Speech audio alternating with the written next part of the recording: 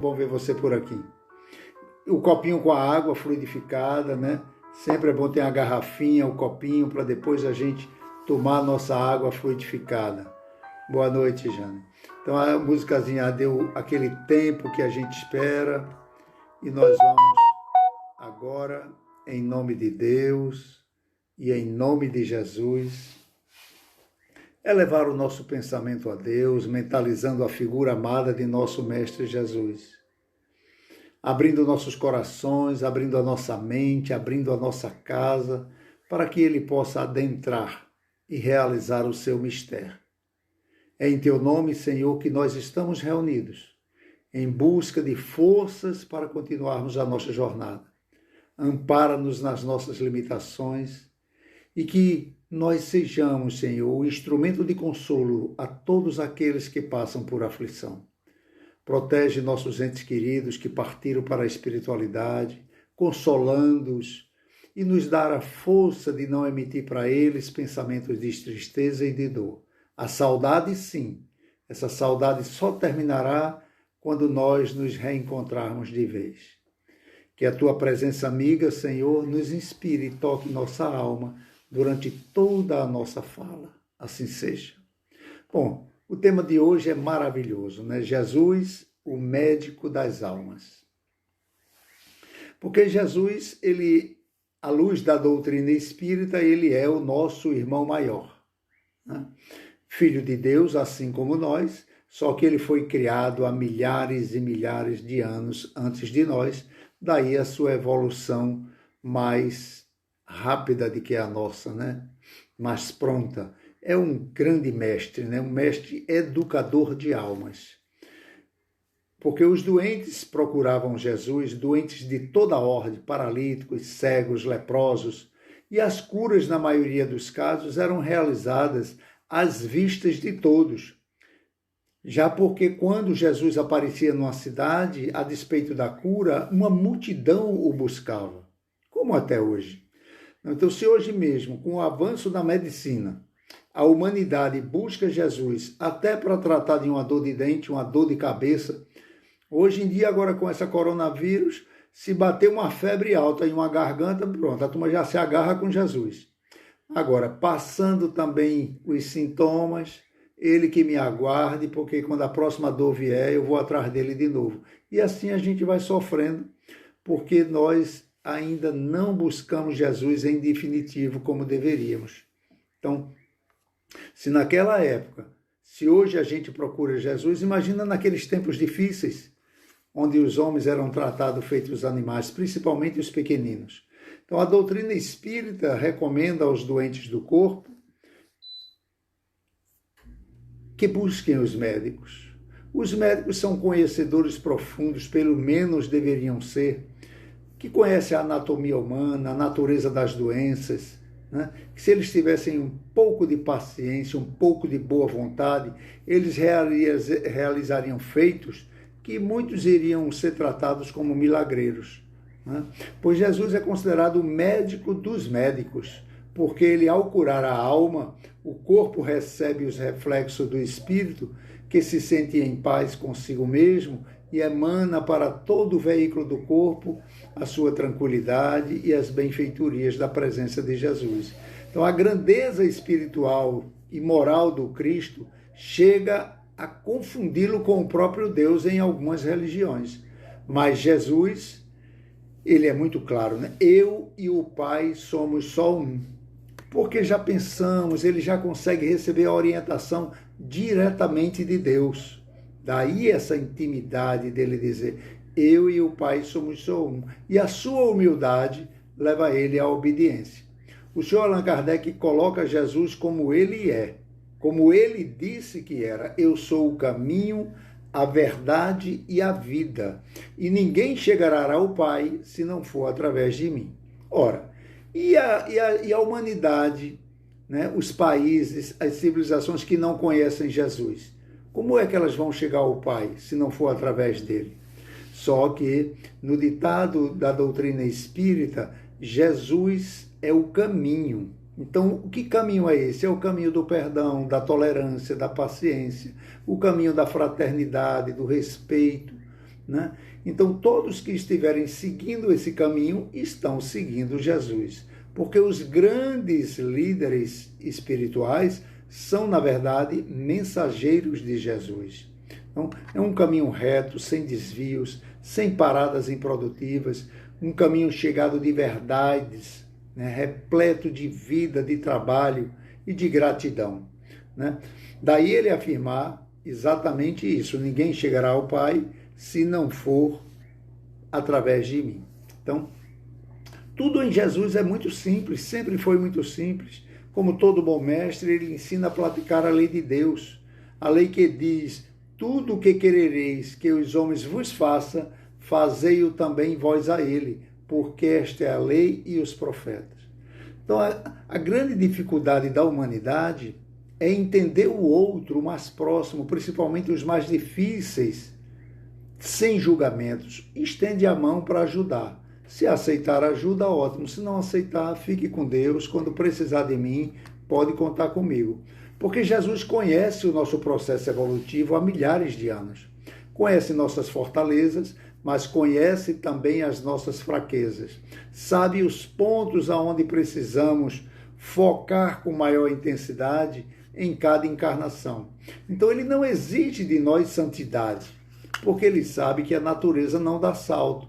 A cada encarnação é um galho da árvore do amor que cresce. Então, a missão de Jesus no planeta foi nos trazer a boa nova, o evangelho libertador de Jesus. Conhecereis a verdade e a verdade vos libertará. Então, nós vamos nos libertando da ignorância de quem somos, de onde viemos, para onde vamos.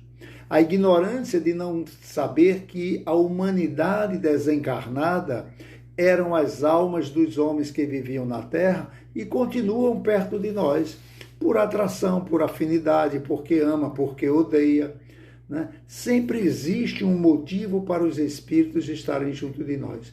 Então, quando nós nos dirigimos a Jesus, que seja para solicitar uma ajuda que esteja à altura da sua grandiosidade, né? Que seja referente às dores da nossa alma e não às dores do nosso corpo, porque o nosso corpo está sofrendo porque a nossa alma está doente.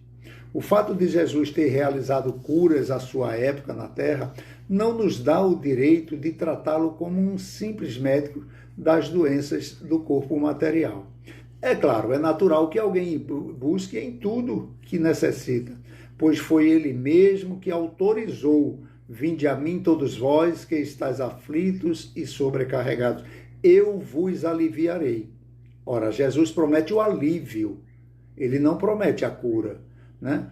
Porque com Jesus o fardo é suave, ele nos tira a tensão, o medo, né? Porque em alguns casos a cura em definitiva só acontecerá quando o próprio espírito tiver combatido em si as causas das suas dores. Porque, muitos daqueles cegos, leprosos, paralíticos, após verem seus corpos curados, voltaram a adoecer, porque a raiz da doença não estava no corpo, e sim na alma, né? O evangelista Mateus, no capítulo 6, versículo 33, ele diz: buscais primeiramente o reino de Deus e a sua justiça, e tudo mais vos será dado por acréscimo. Ora, a influência de Jesus, seu olhar, sua imposição de mãos, né, mas principalmente suas palavras consoladoras, colocava o doente em tão estado de êxtase que ele se sentia curado.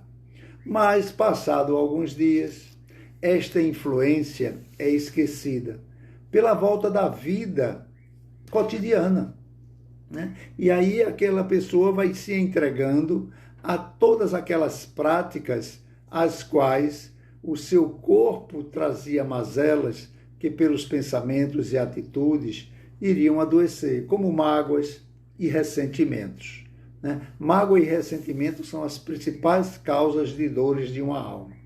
Mas tem aqueles que conseguiram fixar o pensamento no Mestre, em sua alma, como roteiro de vida, mas mesmo sabendo que, apesar de ter sido 100% curados e levado uma vida feliz, mesmo estes todos morreram.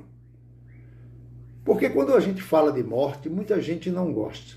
É natural, né? Porque a morte nos foi apresentada durante milênios com muito sofrimento, com a perda, né? A gente não tinha ideia de que o espírito tinha sobrevivido, então viu o pai entrar embaixo da terra, ficava aflito, né? Como é que eu vou agora? Nunca mais vou vê-lo. Então é um processo natural. A morte é a extinção da vitalidade do corpo físico. Não é que a gente vai sair do espírito. Quando o corpo perder a vitalidade, nós vamos voltar para a verdadeira vida, porque o corpo não terá mais ligação com a alma. Então, Emmanuel diz que o reino de Deus não vem com aparências exteriores, porque aos olhos humanos nós só podemos contemplar o que está morto ou o que vai morrer.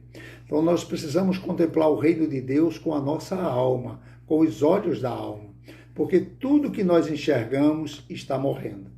Animais, plantas, mares, rios, montanhas, assim como as civilizações do passado já se foram, restando apenas ruínas, essas civilizações agora também vão passar. Outras civilizações virão dar conta do processo evolutivo. Se nós tivermos alcançado o reino de Deus, a paz interior, nós mesmos seremos essa nova civilização. Porque onde encontram-se os reis, os faraós, os grandes homens da história da civilização, todos passaram pela porta da morte, porque tudo está sujeito a seu tempo. Como diz o Eclesiástico 3, tudo tem seu tempo determinado. Há tempo para todo propósito debaixo do céu. Há tempo de nascer, há tempo de morrer. Há tempo de chorar, há tempo de sorrir. Há tempo de abraçar, há tempo de afastar-se, como agora, é tempo de se afastar. Há tempo de amar, esse tempo é para sempre. E há tempo de se aborrecer, é esse tempo que a gente tem que eliminar dentro de nós. Tempo de guerra e tempo de paz. A guerra interior, onde nós brigamos com nossos sentimentos, né? E o tempo de paz, quando nós entendemos que somos espíritos imperfeitos, estamos em caminhada. Precisamos do perdão de quem convive conosco, na mesma medida que nós perdoamos quem convive conosco. Lá em João, no capítulo 16, no versículo 2, João diz: no mundo tereis aflições, palavras de Jesus, mas tende bom ânimo, eu venci o mundo. Ora, Jesus é o médico das almas. Ele não iria impedir que a mestra dor, vez por outra, viesse nos visitar, já que toda vez que ela bate na nossa porta, ela deixa uma lição e passa. Quantas lições nós não estamos aprendendo agora com a dor desse vírus? Quanto aprendizado, quanta renúncia, quanta oração a humanidade está fazendo nesse momento. Lição essa que nos ensina que quem verdadeiramente adoece é o espírito, mas é também o espírito que guarda a saúde. Então, esse encontro nosso é para guardar na nossa alma essa certeza de que Jesus é o bom pastor, que ele jamais nos faltará. Porque quando a alma adoece a ponto de atingir o corpo físico, é sinal de que ela se descuidou em demasiado. Mas sempre é hora de recomeçar. Sempre é hora de dar início, né? O corpo apenas reflete o nosso interior.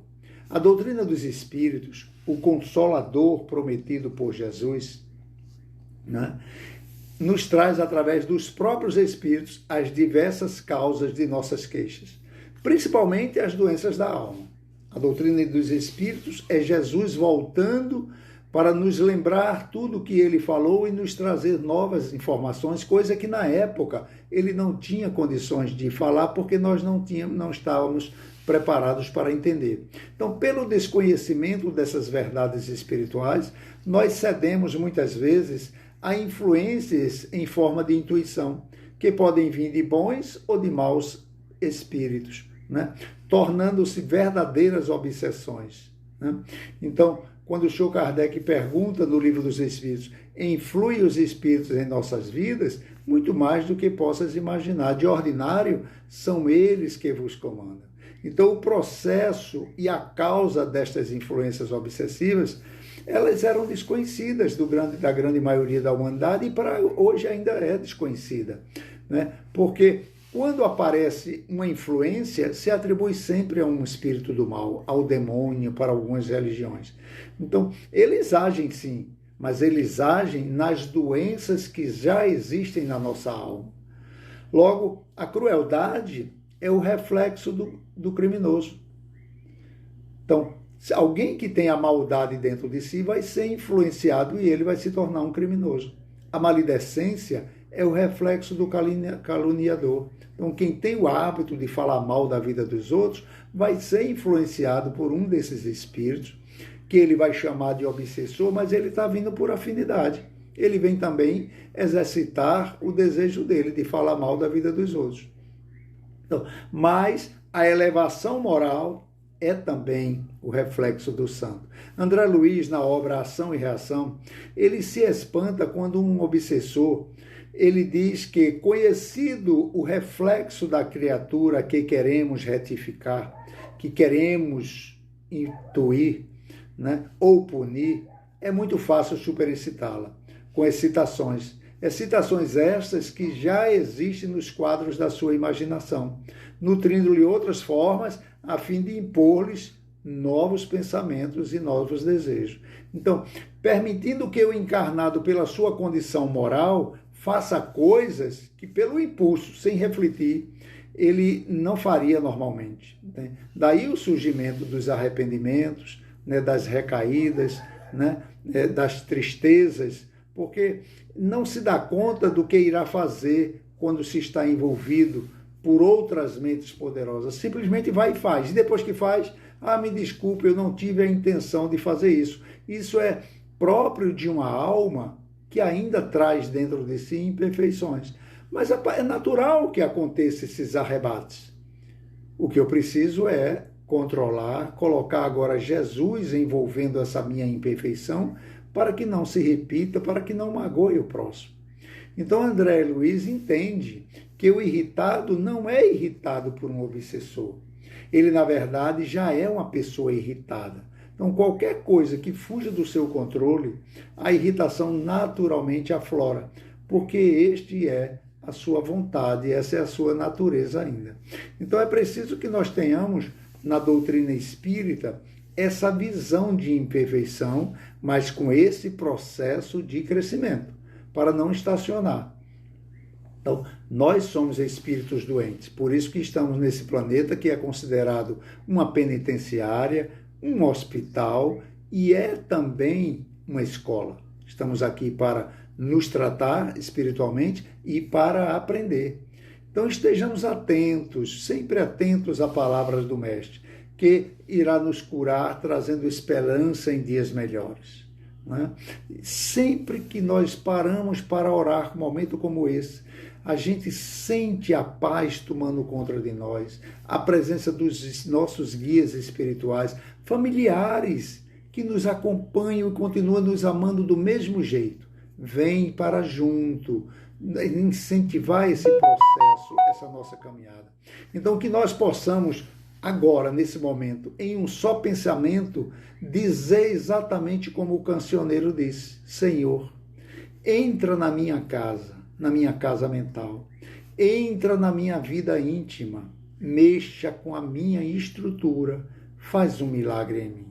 Ora, o milagre do despertar de consciência para as verdades espirituais, tendo a coragem de buscar em nós mesmos as causas das nossas aflições, para que a gente possa combater, tendo a ciência da imortalidade da alma, para sentir saudade, sim, de quem partiu, né? Mas tristeza infinita, né? Desencanto, algumas pessoas perdem o sentido da vida. Não, ele está bem. Pelo contrário, está bem melhor, porque estava entubado, estava fazendo hemodiálise, fazendo quimioterapia, estava passando por processos dolorosos e agora não.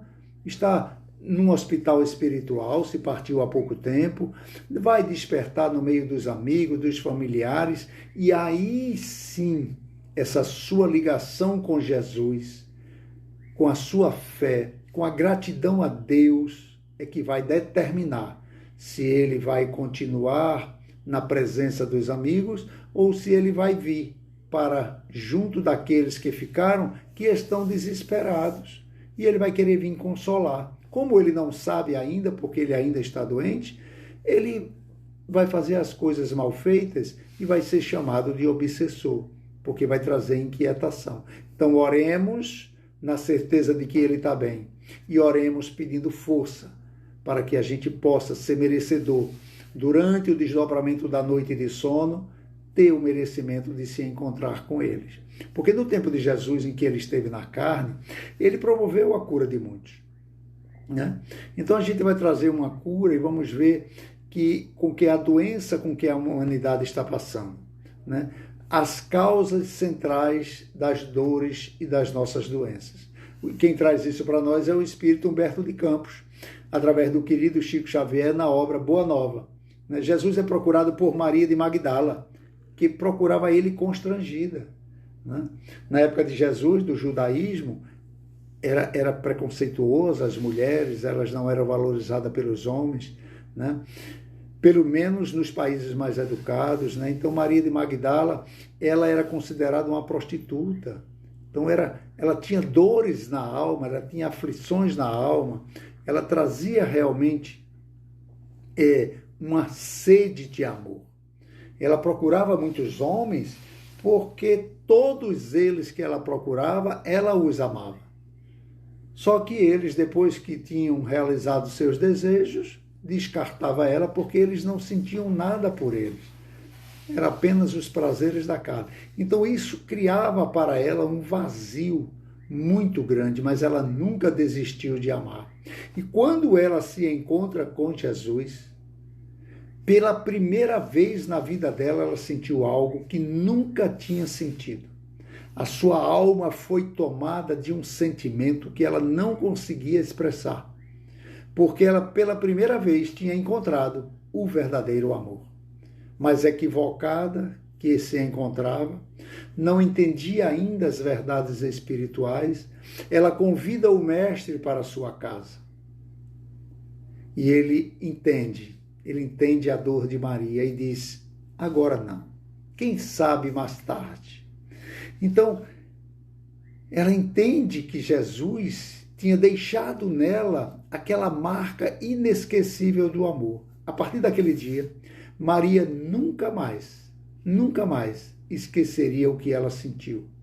A sua alma é transformada e o seu corpo começa a sentir o expurgo das suas mazelas.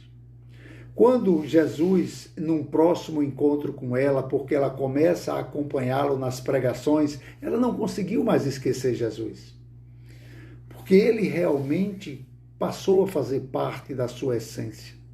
Só que ela ficava de longe, os apóstolos não permitiam que uma mulher se aproximasse muito do mestre.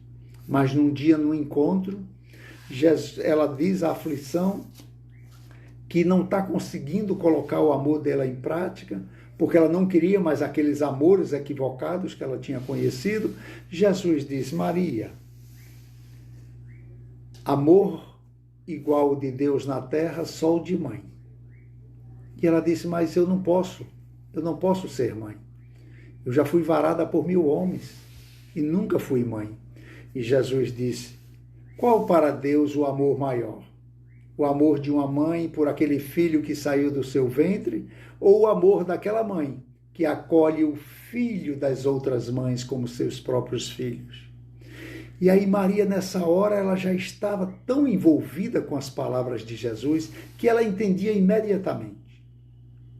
E ela dedica a vida dela inteira a cuidar dos espíritos mais abandonados daquela época em Jerusalém. Os mais esquecidos, que eram os leprosos. Os leprosos, eles eram considerados pessoas mortas. Os seus nomes eram riscados do livro da vida. Por isso que Jesus, quando curou os 10 leprosos, apenas um voltou para agradecer, porque esse realmente tinha entendido a causa da sua dor e agora a transformação era de dentro para fora. Mas quando ele curou os 10, ele disse: vão e se apresentem aos homens da lei. Por que Jesus disse isso? Porque quando eles se apresentassem curados, o nome deles iria voltar para o livro da vida, eles iam fazer parte da sociedade ao qual eles tinham nascido. Então, quando Maria entende esse processo e ela começa a cuidar desses desvalidos, o amor de Jesus toma conta da alma dela. Mas narra Humberto de Campos que mais na frente, em certa vez, vinha uma senhora, já idosa, cambaleando pela rua, o seu corpo já carcomido porque ela tinha adquirido a lepra, e ela desfalece, solitária. E nessa hora, quando o seu espírito vai se desprendendo do corpo, Jesus a recolhe com as mãos e diz: agora sim, eu te quero ao meu lado, porque agora, Maria, tu estás curada. Então, as curas têm que vir de dentro de nós. Tem que vir de dentro para fora. Esses momentos de orações que nós fazemos, nós estamos conversando com nossas células, nós estamos conversando com nossos órgãos, nós estamos realmente emitindo para dentro de nós as palavras de Jesus, que são palavras de vida eterna. Tudo passará, menos as minhas palavras, porque são palavras que vêm de Deus.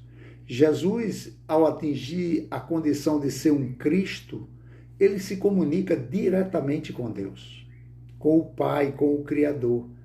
Daí a gente rememorando o que ele disse: eu e o Pai somos um só. Então, essa nossa ligação, ela tem que ser assim aos poucos mesmo, porque nós não conseguiríamos saber o que fazer se fôssemos tomados agora pelo amor incondicional. Porque nós iríamos sentir pelo nosso vizinho, nós iríamos sentir pelos governantes, nós iríamos sentir pelos abandonados que vivem no meio da rua, os drogados, né? Os esquecidos, o mesmo amor que nós sentimos pelos nossos entes queridos, pelo nosso netinho, pela nossa netinha. Um beijo na sua netinha Lelinha, que acabou de fazer aniversário, nossa querida Lívia, que Jesus esteja sempre no coração de todos nós. Então, esse amor, nós precisamos socializar ele um pouco mais, para não ficar um amor restrito egoisticamente, é claro. Por isso que a natureza não dá saltos. Enquanto a gente não tem esse amor por essas pessoas consideradas monstros perante a sociedade, mas são todos filhos de Deus, esses homens que vivem fazendo barbaridades na civilização, nos países, né? Eles têm mãe, eles têm avós, eles têm filhos, eles têm irmãos, eles têm pessoas que precisam do amor deles, do afeto deles. Então, toda vez que nós emitimos um pensamento negativo para um desses, nós estamos alimentando dentro de nós as causas de nossas dores e de nossas aflições e o afastamento de Jesus. Aí Jesus nos orienta o que fazer então com eles. Orar por eles. Orar pelos que nos perseguem, orar pelos que nos caluniam. Ama teu inimigo. Então, é nesse processo que nós vamos nos depurando. Nós vamos nos curando. Uma cura de dentro para fora. Porque é como diz Jesus, que adianta eu curar o meu corpo e perder a minha alma. Não é? Então, claro, nós ainda vamos lutar muito, e isso é parte da lei de conservação, para não sair daqui antes do tempo. Mas lutar tendo essa certeza de que a calma, a tranquilidade e a fé são instrumentos e elementos e remédios que irão auxiliar os médicos e aqueles que cuidam de nós no momento de dor e de aflição. O desespero, a falta de fé, anula os efeitos até da medicação. Anula os efeitos. Ora, os efeitos placebos estão espalhados por aí, no mundo inteiro, né? E muitas pessoas são curadas por ter escutado uma palavra que ela precisava e aquilo tocou na sua alma. Então, quando Jesus curava qualquer um, ele dizia: a tua fé te curou. Ora, que fé é essa que consegue curar alguém de uma aflição imensa, de uma doença terminal? É a fé da certeza de que Deus está em tudo, principalmente nessa hora. Então, nessa hora, a gente relaxa. O melhor local de quem está doente é o hospital. Ah, eu estou tão aperreada, meu Deus do céu, por que foi que houve? Ah, porque minha mãe foi hospitalizada. Ah, o que é que ela tem? Ela teve um derrame, então ela está no lugar certo. Vamos orar para que os médicos sejam inspirados pelo médico Jesus e atendam ela com o maior carinho, com maior atenção, que ela tenha bom ânimo para que os remédios façam efeito e ela possa voltar para casa o melhor tempo possível. Então, esse entendimento que a doutrina dos Espíritos traz para nós, da realidade do nosso planeta e das condições aos quais nós estamos passando nesse momento de transição, a nossa fé deve crescer. Porque o planeta está passando por uma transição muito grande, onde muitas dessas almas não voltarão mais a reencarnar no planeta. Porque não estão querendo se melhorar. E o planeta vai ser uma moradia daqueles que estão se esforçando. Não vai ser um lugar de santo, mas será um local daqueles que estão se esforçando para se melhorarem. E assim a gente vai entendendo, à luz da doutrina dos Espíritos, o caminho que nos levará mais rapidamente a Deus. Né? Um caminho que nos liberta, um caminho que nos fortalece. Estamos todos agora unidos em uma corrente de oração. Todas essas vibrações nossas, tenhamos certeza, chegou aos nossos entes queridos. A todos aqueles que a gente adotou no papelzinho ou que a gente tem anotado no coração. Pensa nele na hora da prece final, como pensou na hora da prece inicial, como pensou durante o teu momento. Porque o Espiritismo, segundo Cassimiro Cunha, através do querido Chico Xavier, que está lá na obra Parnaso de Além Túmulo, ele diz: Espiritismo é uma luz gloriosa, divina e forte, que clareia por toda a vida, ilumina além da morte. É uma árvore verde farta, nos caminhos da esperança, toda aberta em flor e fruto, de verdade e de bonança. É uma fonte generosa de compreensão compassiva, derramando por toda parte o conforto da água viva. É a claridade bendita do bem que aniquila o mal. É o chamamento sublime à vida espiritual.